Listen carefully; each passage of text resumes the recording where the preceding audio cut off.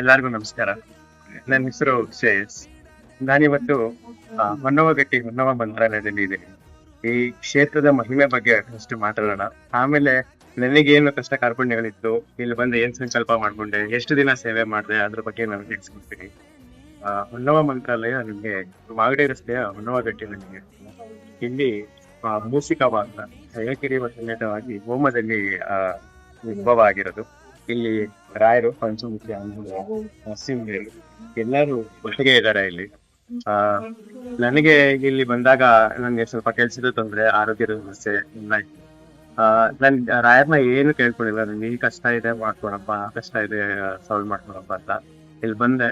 ರಾಯರ್ಗೊಂದು ನಮಸ್ಕಾರ ಮಾಡಿದೆ. ನರಸಿಂಹ ಜೋಶಿ ಅಂತ ಇಲ್ಲಿ ಗುರುಗಳಿದ್ದಾರೆ, ಅವ್ರ ಹತ್ರ ನಮ್ಮ ಕಷ್ಟಗಳನ್ನ ಹೇಳ್ಕೊಳ್ಳಿ.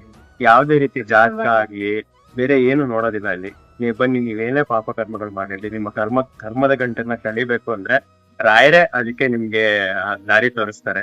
ನೀವು ಎಷ್ಟು ವಾರ ನಮಸ್ಕಾರ ಹಾಕ್ಬೇಕು, ಎಷ್ಟು ವಾರ ತುಪ್ಪದ ದೀಪ ಹಚ್ಬೇಕು, ಎಲ್ಲದನ್ನು ಗುರು ಮಾರ್ಗದರ್ಶನ ಆಗತ್ತೆ ನಿಮ್ಗೆ.